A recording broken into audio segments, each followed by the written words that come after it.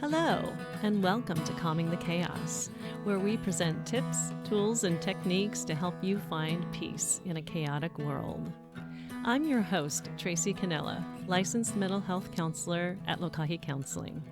This channel and the Calming the Chaos podcast is for those who want self-help and education. It's not a substitute for counseling or psychotherapy. So if you like the information, please subscribe to my channel and share it with your friends. Thanks so much for listening. And now, let the chaos begin.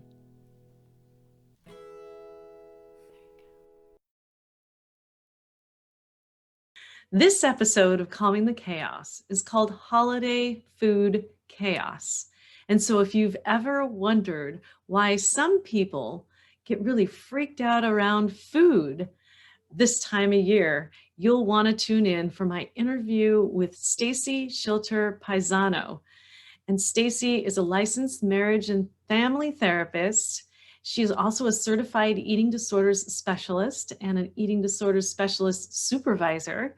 And she is the site manager of the Emily program in Lacey, and they treat eating disorders at every level of care. And we talk about triggers, food-related triggers, family-related triggers, and all of this stuff that has to do with food, eating, and body image that can really spike up around the holidays. I'm really super happy to talk with Stacy, as I always am. And so let's take a listen to our interview. So we're here with Stacy Shilter Paisano, and we are actually going to be talking about calming the holiday food chaos. So what we really want to get across to people is from two experts on eating disorders. In fact, we are both able to supervise people who want to be certified in eating disorders. We know our stuff. So we would like to be able to educate people out there about why people experience chaos around food during a time of year where people are eating all the time. And what is their thinking like? And so you can develop an understanding for these individuals. So I'm just so happy to have my colleague and my friend here, Stacy. Welcome to Calming the Chaos. Thank you so much. I am thrilled to be here and really excited about this opportunity to help people become more aware of some of those holiday food triggers and some of the chaos that occurs for an individual who struggles in their relationship with food. I think it's really terrific that we're talking and helping educate people. Yeah, what do you think that people just don't understand about people who go into the holiday season and they start to be scared around food, and triggering being emotionally triggering, and fear being one of the most prevalent emotions that I can think of anyway? Mm-hmm. What do you think that you would like to be able to talk about first as far as understanding the mindset of a person who goes into a holiday with fear of food? Mhm. Right.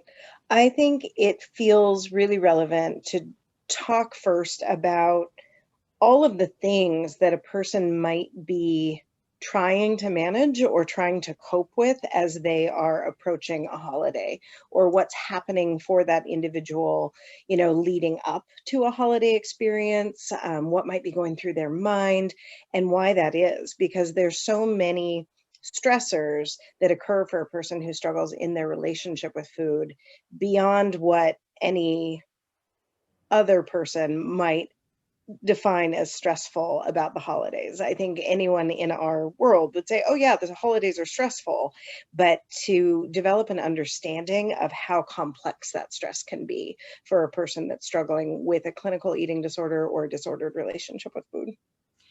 Yeah, so how distressing it can be. I love that you bring the fact that it's already distressing for some people who don't struggle with food. It's Mhm, it's the holidays, so we're under some stress anyway. mhm, And then when we add food into the equation, so we've got a couple of different areas. I think what you were talking about internal and external triggers that we are looking at with people Mhm. who struggle with food. You want to share a couple of them that you think are especially relevant at this time? Absolutely, and I'm glad you asked about that because I think when we are breaking it down a little bit, we're looking at external stressors, internal stressors, and food-related stressors. So there's all these different components. I first want to say that individuals that struggle in their relationship with food, I think, are predominantly thinking about what they ate, what they will eat, what they weigh, what they look like, all of these different things. And so when we have that level of preoccupation, oftentimes above 60% of the time, and then we're dealing with these external and internal stressors, it just adds to those layers of complexity. So getting into some of those external stressors, I would first say, like, family dynamics or family together time can be really distressing for some folks. Um, Also, on the flip side of that is isolation during an expected time of togetherness.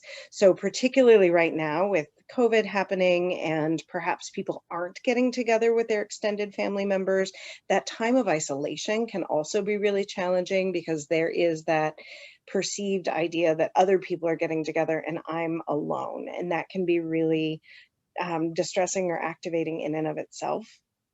Yeah. I think along with those things, obviously we have some financial difficulties or, concerns about finances during the holiday season. We've got busy schedules happening. During non-COVID times, people are sometimes traveling, taking time off work. I mean, we've got a whole host of different things. Also, when we think about college students, for example, returning home for the holidays, a little bit of personal disclosure. When I went home for the holidays, my freshman year of college, one of my dad's first comments was about how much my body had changed. And it was really activating for me at that time and really problematic. And so, along with returning home for the holidays, are sometimes comments that people make about the way that somebody's changed or how different a person looks, and an appearance related feedback that is really distressing for an individual that maybe struggles with body image. Or flip side of that, being away from home on the holidays. So we've got all of these different things going on that could be really hard. We're going to be embarking on Thanksgiving in just a couple of days. So students have returned home from college, and then, even the people who aren't in college but are gathering with their families are going to be sort of, I don't know. I guess, would you say the people would be commenting and making observations, criticisms, like maybe your dad made an observation, but it Mhm. can be taken and interpreted in a certain way in the mind of a person who struggles with food.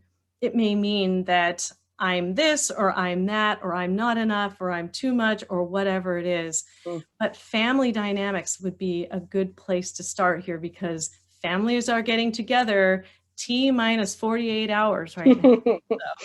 We are embarking on it, right? Yes. I think that is something, that people should really be aware of.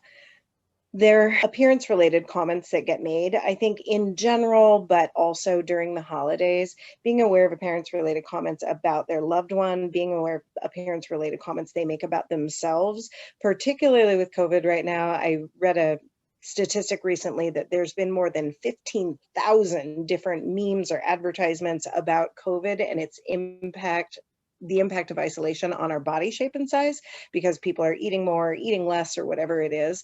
And so I think people can really practice being aware of body or appearance related comments that get made, because those can be perceived so differently from one person to the next. And in general, I like the rule of thumb of not making appearance related comments in our lives or during the holidays, because we just don't know how they're going to land. Exactly. Saying something like, you look great, you've lost weight, or, oh my gosh, looks like you got that COVID-19. Those are in general not helpful. Even the you look great, you've lost weight comment may be interpreted as something that could be a negative, like, oh, well, I guess I have to stay this weight my whole rest of my life or else somebody won't love me. I mean, that it could Mhm. get that extreme in the mind of a Absolutely. person who struggles with food. So Mhm. yeah, in Right. And general, leaving those comments out of your dialogue then, is that what you're mhm. saying? Yes, absolutely. Because to your point, I think somebody that maybe has been dieting or even restricting their intake intentionally, that is complimented on weight loss, they do receive that as a compliment. They do wonder, like, oh, well, what they think of me before if I'm getting this compliment now. And if some is good, maybe more is better. And they're continuing to strive for that weight loss. And it takes their focus so much more in that direction than it needs to be. So I think it can be helpful, to avoid those comments and or give feedback or compliments based on something else, like a trait that somebody is exhibiting or a strength that you're noticing or somebody's energy level or you seem so bright or something of that nature, as opposed to a body related comment. Yeah, and how about just like, "It's so good to see you. I've missed you. Absolutely. I Mm, love sharing time with you, and you're so fun absolutely. to be around." Mm. All Yeah, good things. I Yes. was saying that about you, Stacey, right there. Oh, thank you. It's wonderful to be here. Yeah. Thank you. That is a great example of how we can greet our own family members without making the body or weight related comments. Mhm, mhm, And what about family and food and the comments that happen when we're, well, let's just be honest. We're not sitting at the table. We have food laid out when we walk in the door, right? And mhm, so, what about the comments that people make about eating too much, eating too little, what you eat, healthy versus non-healthy, the pressure to eat when possibly we're not hungry. This is like maybe at the end of the evening when we've already had enough, or mhm, judgment about our eating choices. So when we're faced with food and people at the same time, it's like, let's see, alcohol and fire equals whatever, right? Explode. mhm. Yeah, could you Right. tell me a little bit about your experiences or what comes to mind when you think about food related comments people might make on the days of the celebrations? Absolutely. Yeah. So what first comes to mind is people's commenting on food of their own choosing. So that might be, somebody that you're visiting or a mom or an aunt or whomever saying, "Oh, I shouldn't be eating this," or "Today's my cheat day," or any diet related messages that are made about food can be really activating and can have a person maybe judging themselves or thinking about those diet messages as opposed to just enjoying food, for what it was made for, what it was designed for, what the person making it did with it, whatever it is. Like we have that opportunity to enjoy it and take pleasure in the food that is available to us. Um, I also think any comments or pressure, you mentioned pressure, that are made about you should eat more, or that doesn't look very balanced, or man, that's a really large plate. As somebody that dealt with an eating disorder myself, I had a person say to me once, "Wow, you can really put it away." And I'd been in recovery for years at that point, but that comment was so alarming to me and distressing because it did have me thinking like, "Oh gosh, am I eating too much? Should I not have plated this much?" So I think any comments about somebody's own eating experience or somebody else's eating experience just isn't necessary or helpful. And yet you run into it all the time, right? Mhm, You are under a microscope, so to speak. It's almost like we're sitting at a table and somebody is traveling their eyes around people's plate. Well, oh, you don't have a whole lot on there. I think you need some more. Have you mhm. tried Aunt Gladys's salad? Here, have that. And Mhm, so, yeah, so us sort of traveling around, and it could be out of a well-meaning concern for the mhm. person, or even Aunt Gladys, thinking about it that way. But the receiving end may not be.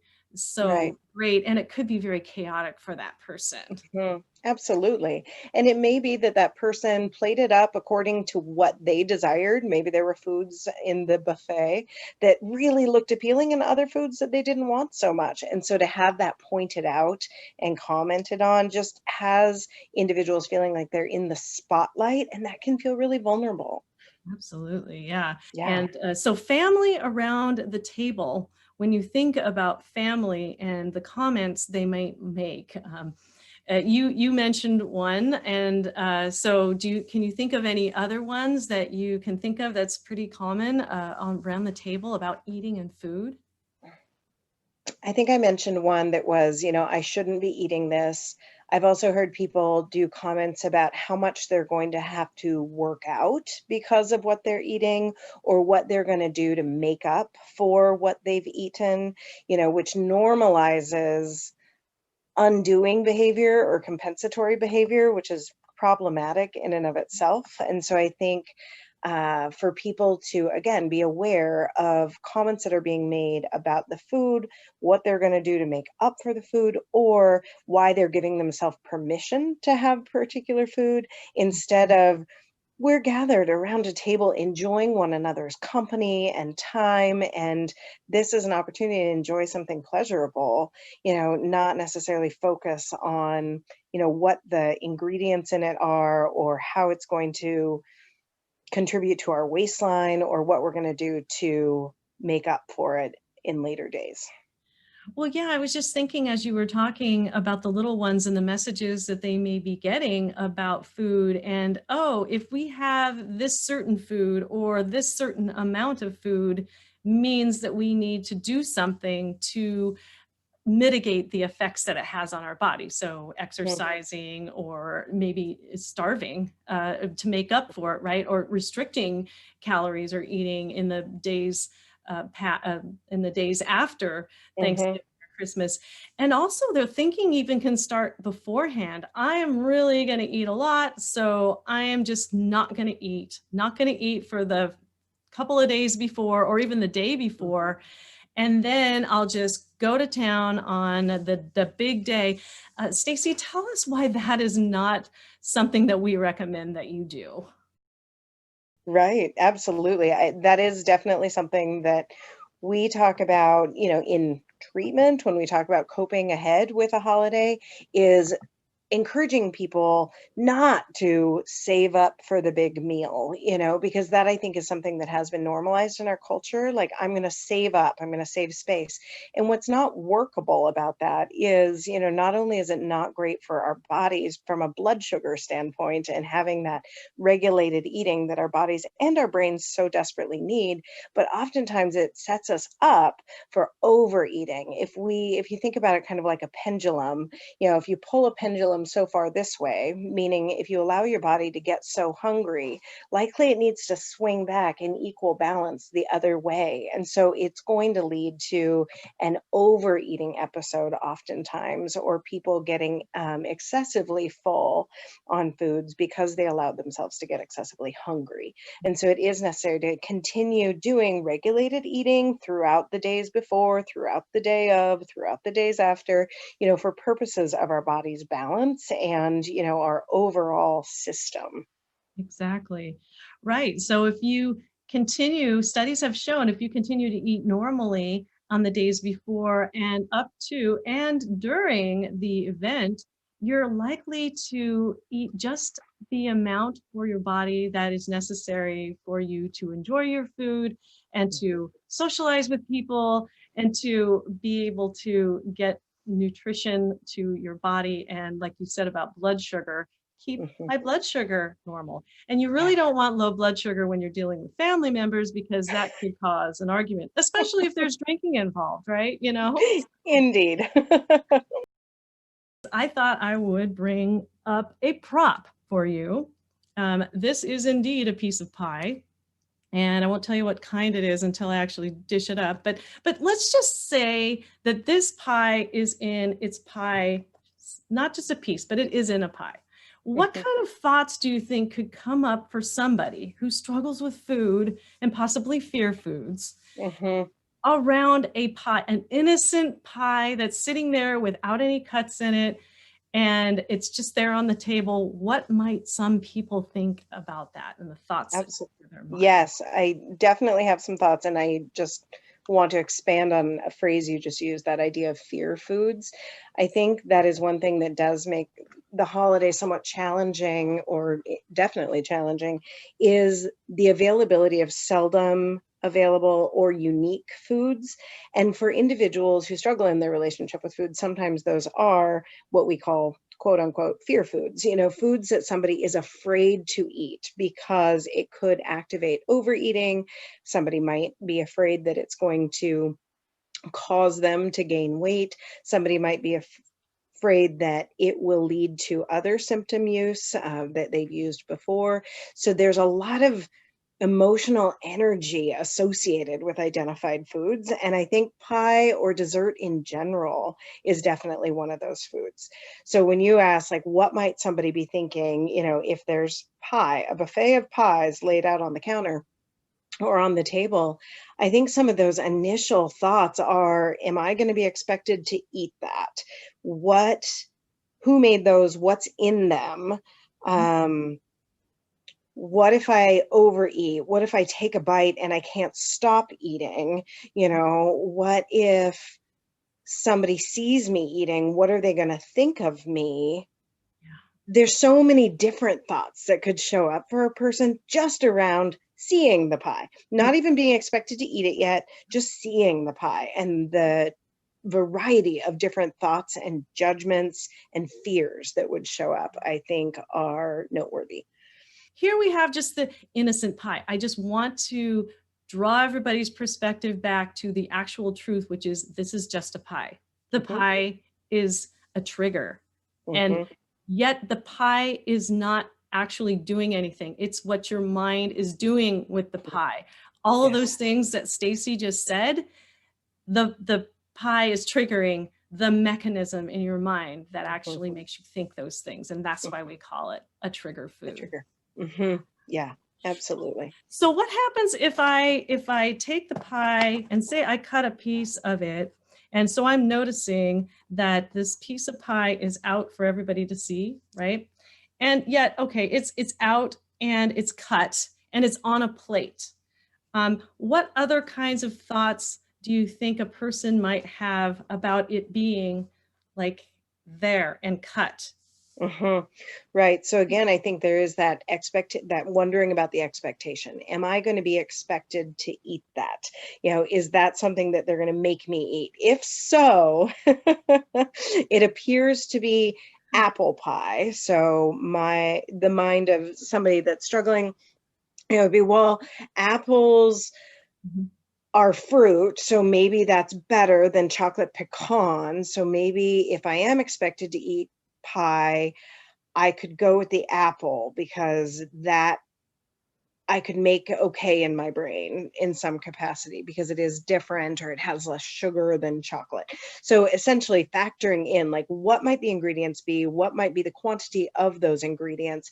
How might those things affect me, my overall health, my body size, all of that different stuff? Again, just so much thought. I mentioned earlier that, over 60% of the time people are thinking about, what have I eaten? What will eat?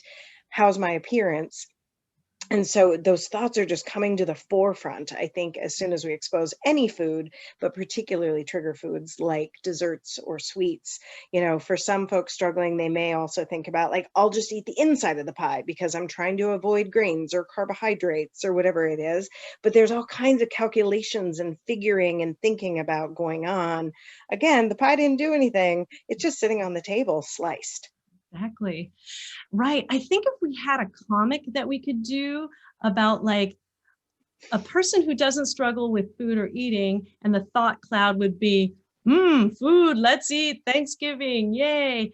And then on the side of a person who does struggle with food would be the thought cloud filled with all of those thoughts, those Hmm. analyzing thoughts, those thoughts that are just a preoccupation with the food and with Right. eating and the effects and trying to do all the analysis. I think people would be really surprised that all that thought goes into a person who just seems to be sitting there at the table. Right, right. I think there's so much. I think the thought cloud is a fantastic pictorial, viewing of it. And to think about it too is it's just so much noise going on in the mind of the individual that is preoccupied with that. And so if a person is thinking about the pie and thinking about what they've already eaten, because that would show up like, oh, I already ate so much dinner, I can't possibly eat more pie, again, because of how it might affect me or what might occur as a result of that.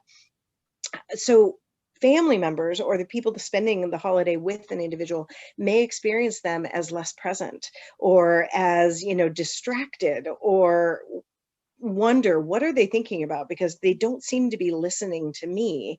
And some of it can be some of that mental dialogue that's going on, or some of that noise that's getting in the way of their ability to engage fully.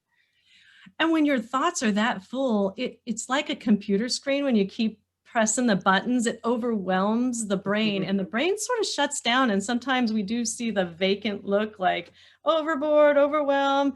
And people do go through emotional and mental chaos just Mhm. thinking all of those thoughts.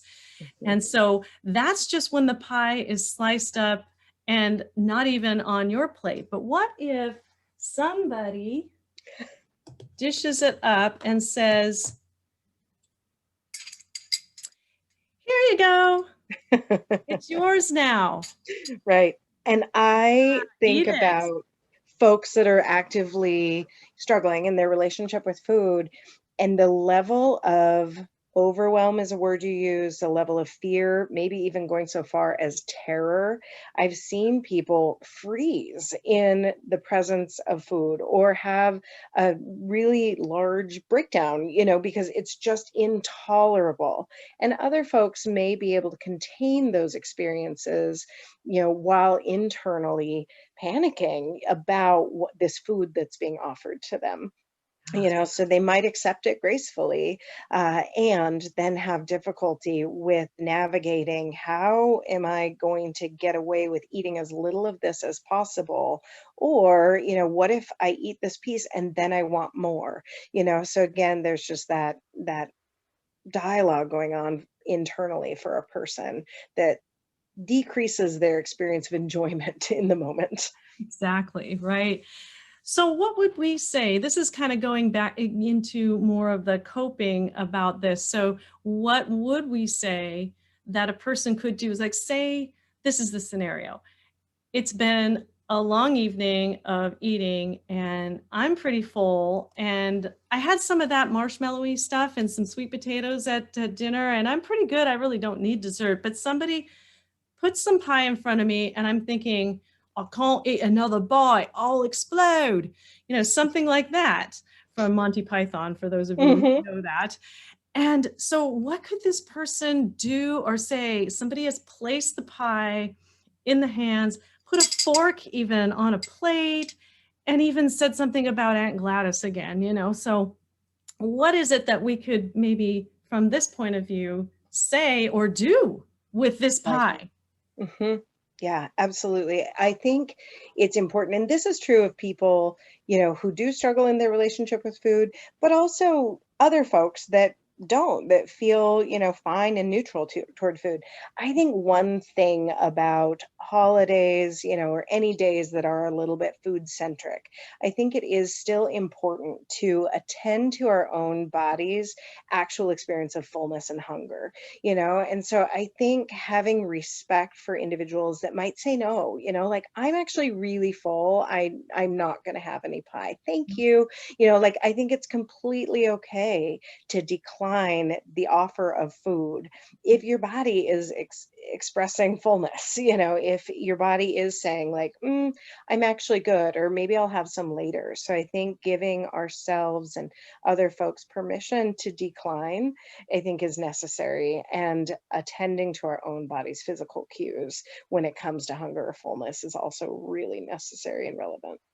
Yeah, so noticing if you really truly have had enough and do want to stop eating, and creating those clear like food boundaries, I guess you'd want to Mhm. call them. Yeah. And then to other people to just really implore them to respect other people's food boundaries. We are not food pushers, I guess, or Yeah, food ensures that you get enough, because we want to really empower people to make their own choices about food and their bodies, regarding hunger, fullness, what we're going to eat, when we're going to eat, and all that right. other stuff.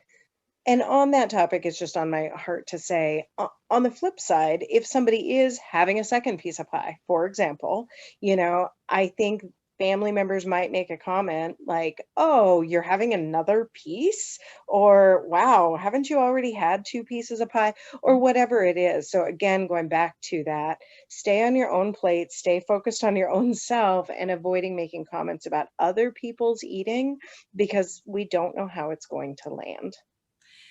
Yeah, I like that. Yeah. Why don't you leave some for the rest of us, Uncle Bob? Right? Something like that. Something Yes, well meaning and maybe lighthearted, but poor Uncle Bob may not be feeling so great about it. So you never know who's going absolutely. to be on the receiving end of those comments. So, Yeah.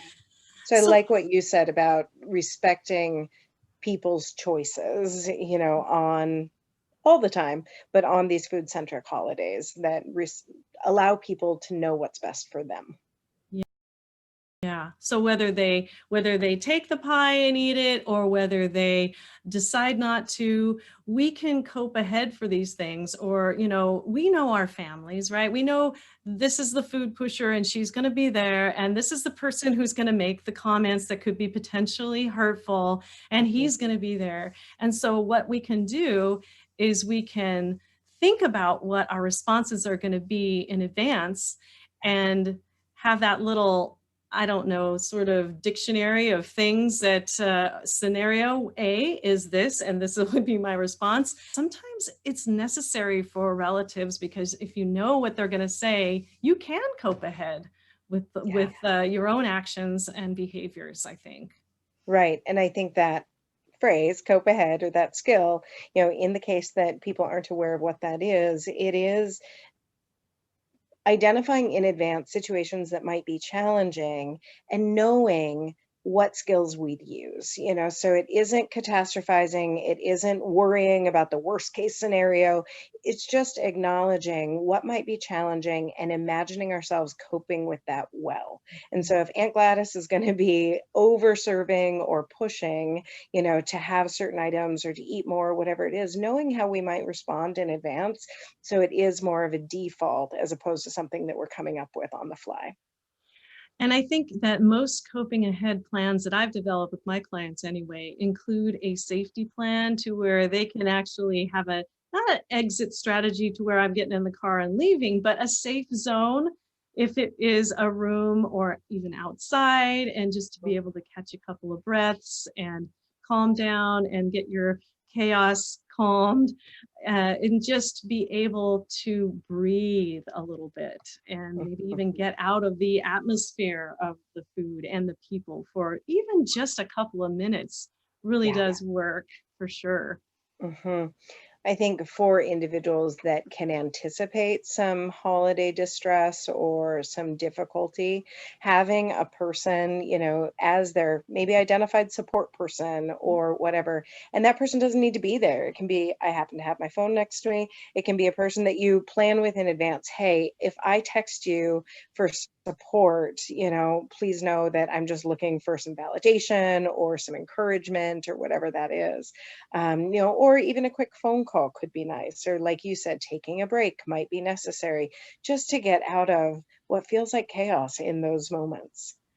And your support systems can be called and contacted, and Mhm. you can also access them within your own self. When you think about, oh, I really want to text Stacy right now. What if she doesn't answer right away? What would she say? What would Yeah. she tell me in this moment to Mhm. help me be encouraged, so you can be your own Stacy to yourself, your own Mhm. best friend. You can talk to yourself as if your friend was there. You can, of course, still text them as well or do whatever, Mhm. but I think that it's a really useful skill to develop a way of talking to yourself that's more compassionate and best friend like through these sorts of events, for sure. Yes, I think what you and I both know, Tracy, is that people don't often talk to themselves nicely, or that isn't always their go-to method of talking to themselves. So I think being able to have a non-judgmental, non-critical, self-compassion lens is so important. So we are talking to ourselves more like a best friend, or as if we would to a younger person, because so often people are unkind to themselves internally. And if we can flip that dialogue and make it more helpful in those moments, I think it helps us navigate so much more effectively. Yeah, I really agree with that for sure because just practicing regularly self-compassion is always really good thing to do. I think people do affirmations, sometimes those work, and just anything that can build you up and encourage you. And then we're more resilient to be able to cope with any kind of negativity that comes our way. We're able to stand up for ourselves, not in a defensive way, but in a very truthful and helpful way for ourselves, for sure. There's Yes, one skill that I really wanted to bring up earlier, and I just remembered now, so I want to bring it up. And yeah, it's about staying out of the web. This is a tip for people who are support systems, for people who struggle with food related challenges or even body image challenges. So, WEB being an acronym for stay out of the web, right? I'm envisioning a spider being in the of web. course. Yeah, of course. And so the W is weight. So comments about weight or any kind of numbers are best left behind and alone and not mentioned. So staying out of the mentioning of specific body weights. Or the E is going to be the eating behaviors. What's on your plate, how much you're eating. Like Stacy was talking about, poor Uncle Bob had two pieces of pie and got ribbed by, Uncle Jim.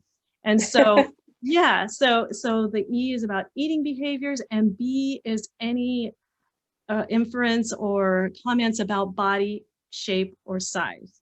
And so, in general, if you keep to those three rules, people who are family members and just really don't understand why your family member over here is struggling with food, just keeping within those three parameters is often helpful. I like that very much. I think that's sage advice and really valuable.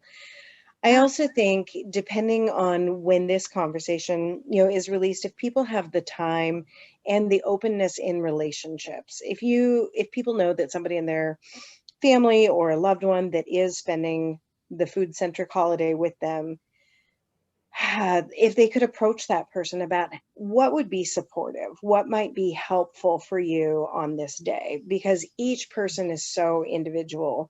And there are some folks that might benefit from not having a whole buffet of food out for hours, so it might be let's actually box that up after the meal. So it's not just out and about for us to continue nibbling on. That could be really activating.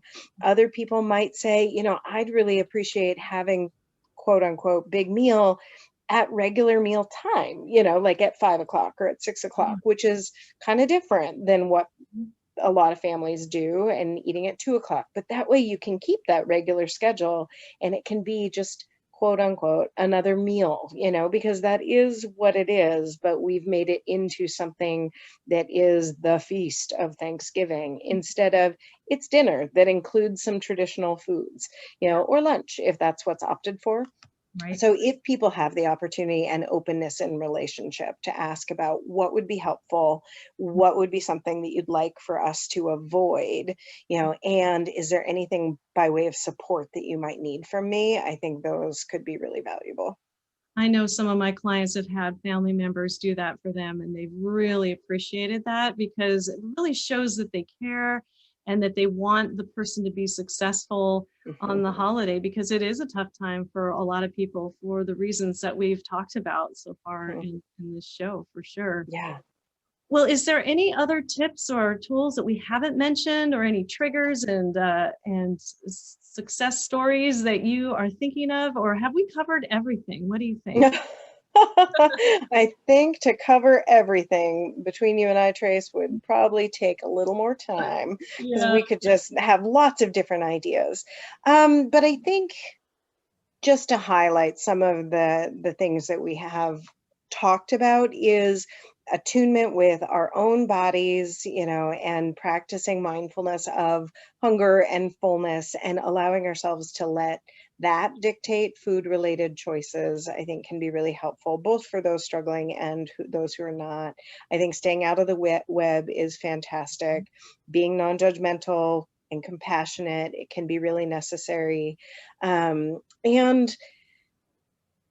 maybe being flexible, I would probably add to it, because sometimes there is a lot of different things that are happening. And for an individual, that is going in with, it needs to be this way in order for me to get through it successfully, oftentimes there's things that change. And so we need to be able to be flexible and then mindful of what our needs are in different moments of the day. Yes, the key is mindfulness. Be open, be aware, non judgmentally sort of observe and notice what's happening in the present moment, like kitty cat. Kitty Hello, friend. cat's noticing. Yeah, for sure. So, yeah, I like that kitty. I don't think I've met that kitty cat. This is Ziggy.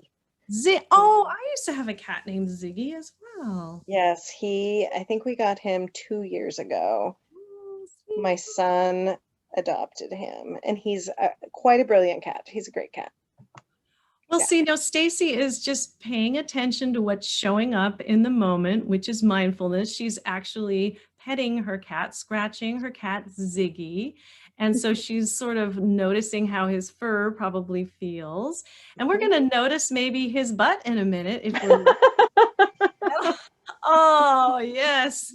Show that butt. Well, you're So noticing, many, right? so many cat butts on virtual platforms. This is so great because it's so interesting how there are no accidents. And just as we talk about mindfulness, we're mindful of our pet. Oh, Absolutely.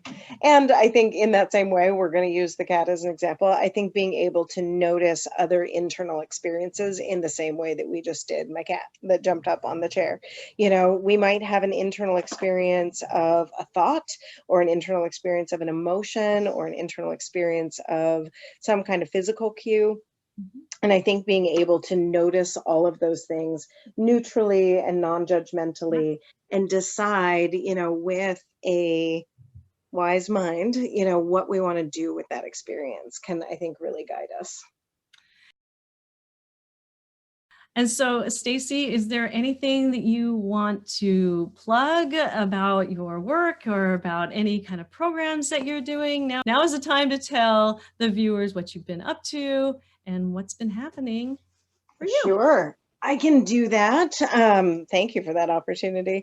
So, I would just say, as Tracy mentioned in the introduction, I do work at the Emily program. I am the site director at the South Sound location. And right now, with everything in place due to the pandemic, we are actually offering all of our services virtually. So we're doing an intensive level of care called PHP, 6 hours a day, 5 days a week.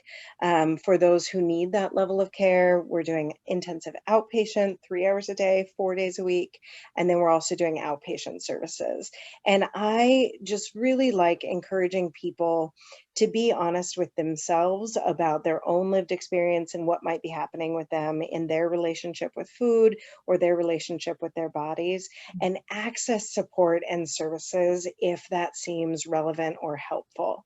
You can also, or people can also participate in just a evaluation, make an appointment for an evaluation and talk about what their experience is. And at the end of that evaluation, a person certified in, treating eating disorders would let them know, hey, this is what I'd recommend. What you do with that recommendation is up to you, but based on what you've told me, I do recommend that. Along with the services that we provide for individuals struggling with eating disorders, we also provide friends and family support. We provide eating disorder education, and those are available, to individuals that are supporting an individual struggling, and they occur 3 times a month virtually. So anybody can access those. Those are available on the Emily Program's website under the For Families tab.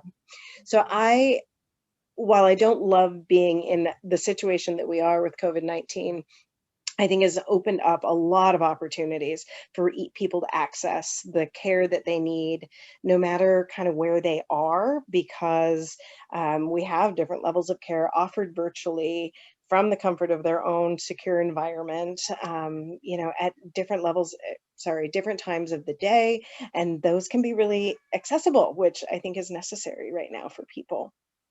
Yeah, it is. And so it's a different world that we're living in, right? And Yes. we are adapting and being flexible, just as you were Mhm. talking about earlier. And I Yeah. love it. So, and thank you guys so much for being present in the South Sound, in Olympia, Lacey area. And we really appreciate just the hard work that you're doing and adapting to all this COVID stuff and still trying to help people navigate their relationships with food and improve them. Mhm. Well, and likewise, while I get, the mic, I will say thank you for everything you're doing, Tracy. I think the Calming the Chaos podcast is so valuable for folks, and obviously the work that you continue to do in outpatient and in our community, I think is so valuable. So thank you for all that you do. Yes, well, you and I are colleagues and collaborators, and so it's always nice to talk with you and to meet Ziggy the cat and see how mindfulness can come into play just in that little moment with Ziggy and you, and I hope you Absolutely. have a happy holiday. And whatever it is that you do, wherever it is that you go, stay safe, and to your family as well. Thank you to you as well, and whomever you spend Thanksgiving with. I hope it's wonderful and a good holiday season overall. Yes, take care. We'll be in touch. Thanks, Trace. I always love talking with Stacy. She's so enthusiastic and passionate about her work and funny, and I even got to meet one of her pets. The only bummer thing is after we recorded our session, I ate the pie and I recorded it, but it didn't come out. And so I had this really great segment to share with you about the pie and it didn't come out. So maybe next time we'll do an actual eating segment. In the meantime, take care and thank you for tuning in to Calming the Chaos. Thank you for listening to Calming the Chaos. If the information in today's podcast was helpful, please consider subscribing and share it with your friends. You can find this podcast on iTunes, Apple Podcasts, and on YouTube. You can also go to my website at www.lokahicounseling.com for more resources for calming your mental and emotional chaos. This includes a CD I created that teaches you how to practice mindfulness in less than 10 minutes. So check it out. Thanks again for listening, and I look forward to sharing my next podcast episode with you. In the meantime, take care.